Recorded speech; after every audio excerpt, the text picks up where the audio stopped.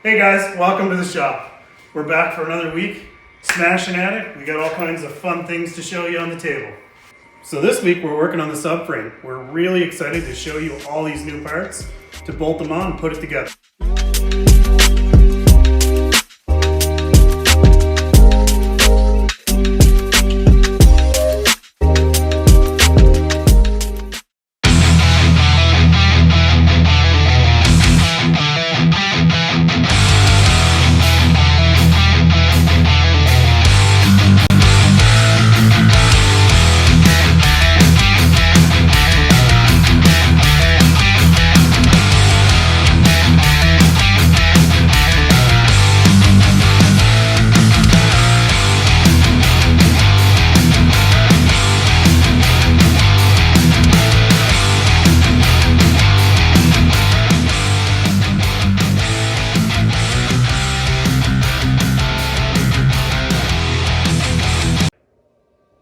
Alright guys, we have slotted and drilled rotors. They're all brand new. Ceramic pads. We've got red painted calipers. They came from Pro Stop. New springs. The springs are from PTFB. I'll talk to you about that in a second. We've got Viking shocks with adjustable rebound and compression. Sliding down the table, we've got all the steering stuff. It's all brand new with new joints. Energy suspension bits and pieces. Okay, we've got solid subframe bushings. New idler arm. Decided to go with the stock lowers. For these, we've got Delrin bushings and Pro forged lowers, lower ball joints. Also from PTFB, we have the upper A-arms. Again, I'll talk to you about those in a second. We've got a nice, shiny, redone power steering pump, and we got the spindles all painted up and ready to go. Okay guys, I said I would talk to you about PTFB. That stands for Pro Touring F-Body. Dave runs his business out of Tennessee, USA, and he's been in business for, I think, 17 years. He's really awesome to work with. He was extremely helpful in helping us put this package together. He specializes in building parts, designing parts, and bringing parts to market for the second gen and first gen Camaro, Trans Am, and Firebird. But his focus is heavily on the second gen. He basically builds parts for suspension, brakes, control arms, steering, chassis, and a few odds and sods. So like I was saying, Dave was extremely helpful. He's not paying us for this, so this is an impartial review, but he was able to help us figure out how to put this car together. For me, I didn't grow up with these cars, so I don't have a lot of experience starting out, and I'm kind of learning. Some of the other guys here in the shop, they do. But Dave was able to help me figure out what are the right things to put in the car from front to back. So we ended up ordering rear suspension from him, front suspension, and some other bits in between. We're really stoked, but you know, again, he was able to help me from spending extra money that we didn't need to on parts that weren't going to do what we wanted. So give Dave a call, super helpful, great guy, you'll love him. Dave's website is right above here, but I'm also going to put it in the description down below along with a list of all the parts that I just talked about and all the pieces that we're putting on our Phoenix. Alright folks, the first step here is to bolt the motor mounts on. This is critical, as you can't really get to the bolts and nuts when the rest of the suspension is together. So, first step.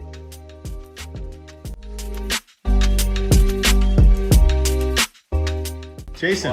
What? On his knees again? Alright, all the jokes aside, the next thing we did is bolt the cross member on. Gearbox that.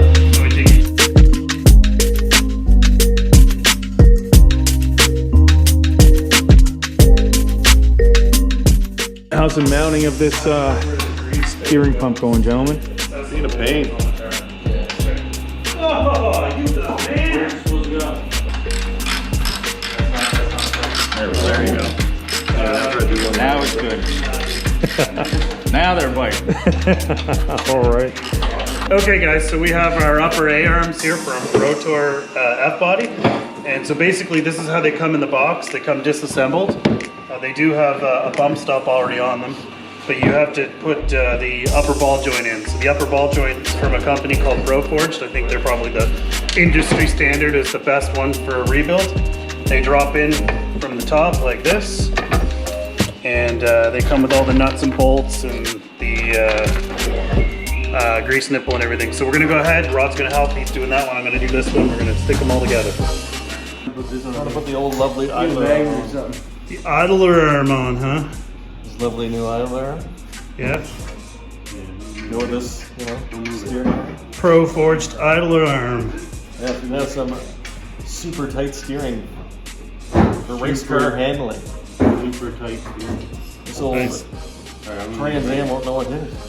What are you working over here, Sully? We are installing the lower control arm bushings and sleeves. They're actually a really nice machine sleeve, come with a grease fitting, little Zerk fitting to go in there, so you can lube them because the urethane squeaks and makes noise. And they're a real nice press fit, so we have to get them all pressed in, get our spacers geared up that Mark showed you before, lock them in there so we don't crush these because these are thin and they like to bend. That's where we're at. How do I apply the lube properly, Rod? No, I think you're doing pretty well there, buddy. Yeah. Good coverage. Good coverage. Really good coverage. Scoop a little on your finger, swipe it inside the hole, swoosh it around a little bit. Bob's your uncle. Bob's your uncle.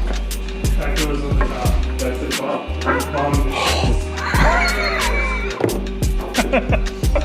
This one's a little tighter. He's a little. Did you lube that one? Yeah, I did. Nice job, buddy. Too far.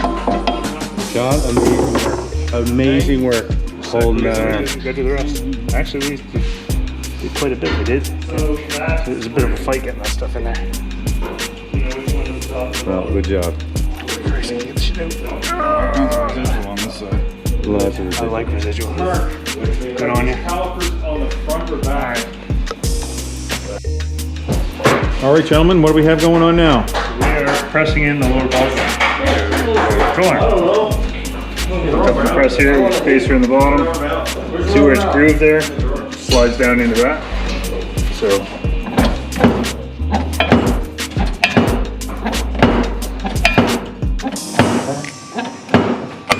there it goes. All right, Andrew, what do you got going on over here? We're gonna put the lovely bearings and new seals in and stuff like that, so these will turn nice and smooth. So have some good braking power. We take some of this lovely grease. Yummy.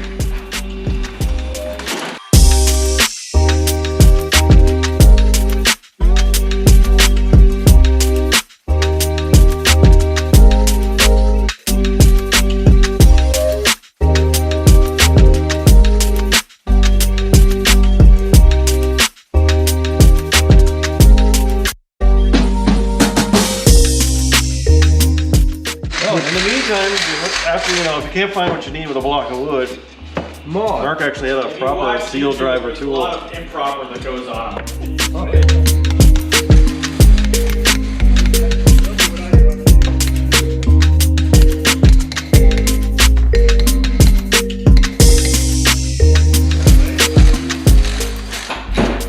You're gonna install one now, are you, Mark?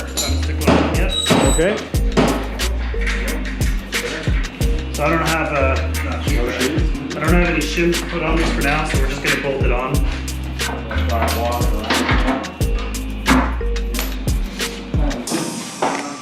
Gonna put the second air on.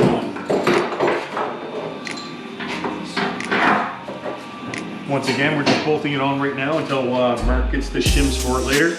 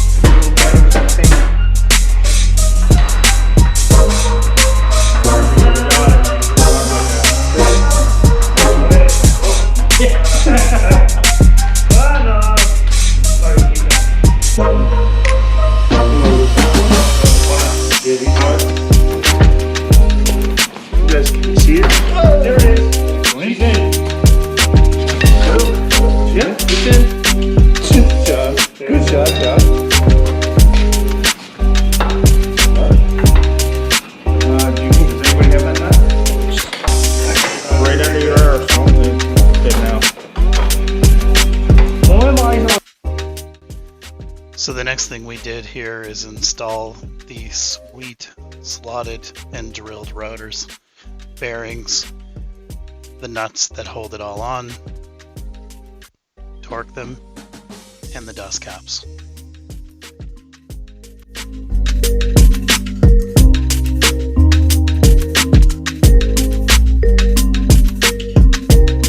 Yes, right. Push that in the pad back. I didn't know. I did. There. Perfect. Can't put it on with that. Just down. Where's the hole at? Hey Jay, where's the hole? There we go. It's all over now. Where's the hole? There's one hole.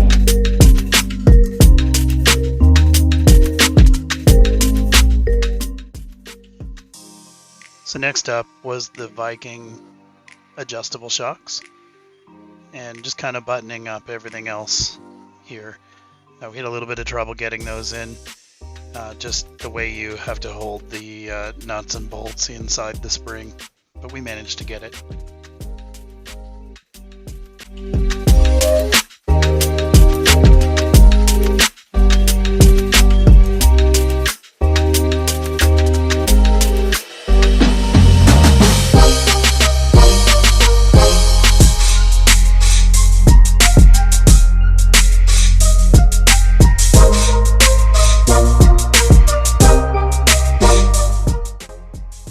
Well folks, that's it for this week's video. Jason will walk you through everything we did here in a second. Next week, tune in where we'll take the rear end apart and go through rebuilding it.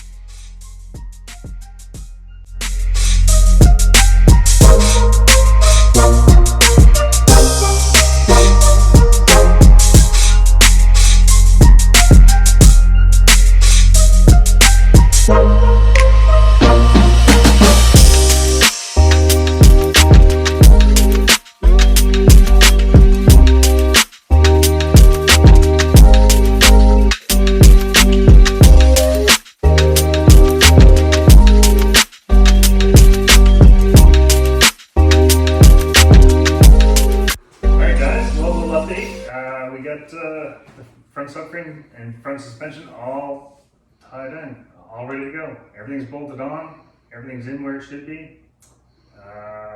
Steering's all set up, everything's loose now and obviously not lined up. But control arms are on, the bushings are in, the brakes are on, the bearings are in, everything's greased. Looks pretty good. Pretty happy with the way it turned out. Now if we just get the nice big pretty motor to sit right there and put it back in that car right there, we'll be laughing. Hey guys, it's Corey from Bad Gas Productions. If you like this video, hit that like button so we can continue to provide you with the content that you want to see. And be sure to hit that subscribe and notify so you can stay up to date with the most current Bad Gas Productions content. From the crew here at Bad Gas, pedal down and hands on the wheel.